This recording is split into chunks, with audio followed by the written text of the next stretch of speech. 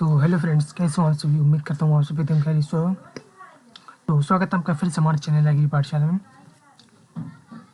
तो आज की इस वीडियो में आपके लिए लेकर आया हूँ बीएससी ऑनर्स एग्रीकल्चर के सेकंड सेमेस्टर के एग्रीकल्चरल हेरिटेज सब्जेक्ट के टॉप 40 मोस्ट इंपोर्टेंट एग्जाम में आने वाले क्वेश्चंस, जो कि आपके एग्जाम के लिए काफ़ी ज़्यादा इंपॉर्टेंट हैं। तो वीडियो को पूरी ज़रूर देखना और वीडियो पसंद आए तो इसको लाइक करना, कमेंट्स करना, शेयर करना और हमारे चैनल एग्री पाठशाला को सब्सक्राइब करना। चलिए ज़्यादा टाइम को वेस्ट ना करते हुए इस वीडियो को स्टार्ट करते हैं। इसका पहला क्वेश्चन है, भारत में कृषि ज्ञान का सबसे प्राचीन स्रोत कौन सा ग्रंथ माना जाता है? तो इसका आंसर आएगा आपका option number A, Rigveda. Rigveda में कृषि, पशुपालन और वर्षा का उल्लेख मिलता है। अगला क्वेश्चन है, भारतीय कृषि का जनक किसे कहा जाता है? तो इसका आंसर आएगा आपका option number A, M S Swaminathan. Bharat में हरित क्रांति के प्रमुख वैज्ञानिक माने जाते हैं।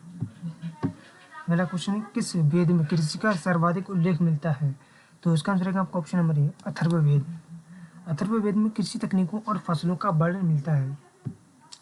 अगला क्वेश्चन है, कृषि पराशर ग्रंथ के लेखक कौन है? तो इसका आंसर आएगा आपका ऑप्शन नंबर ए, पराशर। यह प्राचीन भारतीय कृषि पर महत्वपूर्ण ग्रंथ है।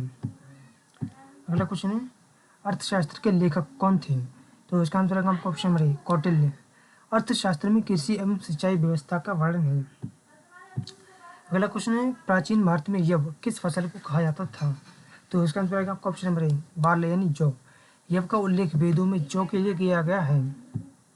अगला क्वेश्चन है, प्राचीन ग्रंथों में व्रीहि किस फसल को कहा गया है? राइस, व्हीट या फिर ग्राम या फिर मस्टर्ड? तो इसका आंसर आएगा आपका ऑप्शन नंबर ए, राइस यानी धान। व्रीहि प्राचीन संस्कृत नाम है धान का। अगला क्वेश्चन है, वृक्षायुर्वेद के लेखक कौन थे? तो इसका आंसर आएगा आपका ऑप्शन नंबर ए, सुरपाल। वृक्षायुर्वेद में पौधों की देखभाल और संरक्षण का वर्णन है। अगला क्वेश्चन है, किस राजवंश ने सिंचाई टैंकों का व्यापक विकास किया? तो इसका आंसर है आपका ऑप्शन नंबर ए, चोला डायनेस्टी यानी चोल वंश। दक्षिण भारत में चोलों ने सिंचाई को बढ़ावा दिया। अगला क्वेश्चन है, वर्षा पूर्वानुमान का वर्णन किस प्राचीन भारतीय ग्रंथ में मिलता है? तो इसका आंसर है आपका ऑप्शन नंबर ए, बृहत संहिता। वराहमिहिर ने मौसम एवं वर्षा का विस्तृत वर्णन किया है। अगला क्वेश्चन है, प्राचीन भारत में हल चलाने के लिए मुख्यतः किस पशु का उपयोग होता था? तो इसका आंसर आएगा ऑप्शन नंबर ए, ऑक्स यानी बैल का। बैल भारतीय कृषि की रीढ़ माने जाते थे। अगला क्वेश्चन है, प्राचीन कृषि में खाद का मुख्य स्रोत क्या था? तो उसका आंसर आएगा आपका ऑप्शन नंबर ए, काऊ डंग यानी गोबर। गोबर का उपयोग जैविक खाद के रूप में किया जाता था। अगला क्वेश्चन है, उन्नत जल निकासी एवं कृषि के लिए कौन सी सभ्यता प्रसिद्ध है? तो इसका आंसर आएगा आपका option number A, Indus valley civilisation यानी सिंधु घाटी की सभ्यता। सिंधु सभ्यता में सुव्यवस्थित कृषि प्रणाली थी। अगला क्वेश्चन है, प्राचीन भारत में प्रमुख फसल मौसम कौन सा था? खरीफ, रबी, जायद या फिर समर? तो उसका आंसर आएगा आपका ऑप्शन नंबर ए, खरीफ। मानसून आधारित कृषि प्रमुख थी। अगला क्वेश्चन है, प्राचीन भारत में कृषि उपकरणों के लिए सामान्यतः कौन सी धातु प्रयुक्त होती थी? तो उसका आंसर आएगा आपका ऑप्शन नंबर ए, आयरन यानी लोहा। लोहे के औजारों से कृषि उत्पादन बढ़ा। अगला क्वेश्चन है, कृषि और पशुपालन से संबंधित प्राचीन ग्रंथ कौन सा है? तो इसका आंसर आएगा आपका ऑप्शन नंबर ए, कृषि पराशर। इसमें कृषि कार्यों का विस्तृत वर्णन है। अगला क्वेश्चन है, निम्न में से किस फसल की उत्पत्ति भारत में मानी जाती है? तो इसका आंसर आएगा आपका ऑप्शन नंबर ए, ब्लैक पेपर यानी काली मिर्च। काली मिर्च भारत की प्रमुख मसाला फसल है। अगला क्वेश्चन है, मौसम पूर्वानुमान के लिए प्रसिद्ध प्राचीन विद्वान कौन थे? तो इसका आंसर आएगा आपका ऑप्शन नंबर ए, वराहमिहिर। उन्होंने बृहत संहिता में वर्षा और मौसम का वर्णन किया। अगला क्वेश्चन है, निम्न में से कौन सी फसल प्राचीन भारत में ज्ञात नहीं थी?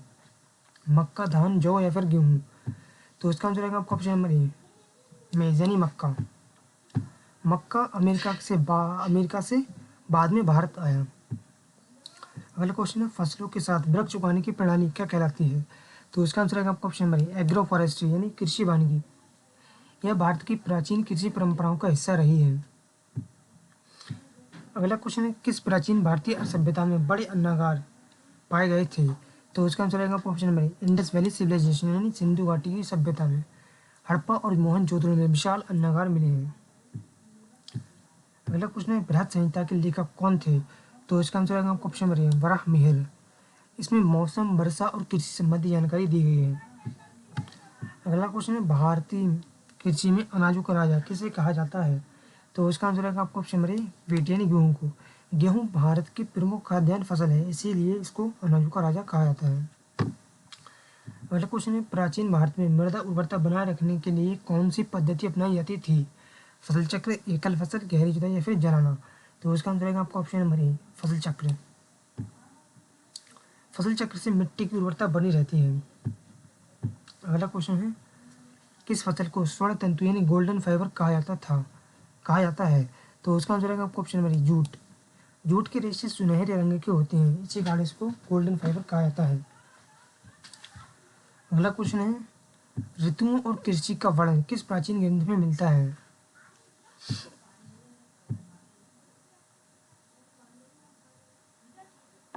ऋतुओं और कृषि का वर्णन किस प्राचीन ग्रंथ में मिलता है? ऋग्वेद, अर्थशास्त्र, महाभारत या फिर औलप्ति आवेद? तो इसका आंसर आएगा आपको ऑप्शन नंबर ए ऋग्वेद में। अगला क्वेश्चन है क्वेश्चन नंबर 25। क्वेश्चन नंबर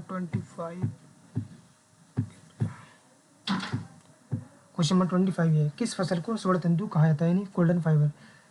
तो इसका आंसर आएगा ऑप्शन नंबर ए जूट। अगला क्वेश्चन है क्वेश्चन नंबर 26 कृषि और ऋतुओं का वर्णन किस प्राचीन ग्रंथ में मिलता है? तो इसका आंसर आएगा आपको ऑप्शन नंबर ए ऋग्वेद में। ऋग्वेद में कृषि कार्यों और मौसम का उल्लेख मिलता है। अगला क्वेश्चन है कौन सी फसल अमेरिका से भारत लाई गई? तो इसका आंसर आएगा आपको ऑप्शन नंबर ए मक्का। मक्का का मूल स्थान अमेरिका है। अगला क्वेश्चन है विश्व में हरित क्रांति का जनक किसे कहा जाता है?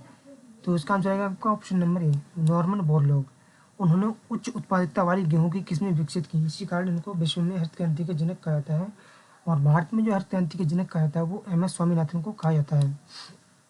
अगला क्वेश्चन है प्राचीन भारतीय संस्कृति में कौन सी फसल पवित्र मानी जाती थी? तो इसका आंसर आएगा आपका ऑप्शन नंबर ए राइस यानी धान। धार्मिक अनुष्ठानों में धान का विशेष महत्व है। अगला क्वेश्चन है पात्र विज्ञान से संबंधित प्राचीन भारतीय विद्वान कौन थे? तो इसका आंसर आएगा आपका ऑप्शन नंबर ए सुरपाल। उन्होंने वृक्षायुर्वेद की रचना की। अगला क्वेश्चन है नहर सिंचाई के विकास के लिए कौन सा वंश प्रसिद्ध है? तो उसका आंसर आएगा आपको ऑप्शन नंबर बी चोला डायनेस्टी यानी चोल वंश। चोल शासकों ने दक्षिण भारत में सिंचाई का व्यापक विकास किया। अगला क्वेश्चन है प्राचीन भारत में सिंचाई का प्रमुख स्रोत क्या था? ट्यूबवेल्स यानी कुएं, ट्यूबवेल्स यानी नलकूप, स्प्रिंकलर्स या फिर ड्रिप सिंचाई? तो इसका आंसर आएगा आपको ऑप्शन नंबर ए कुएं। यानी प्राचीन भारत में सिंचाई के प्रमुख स्रोत तब कुएं थे।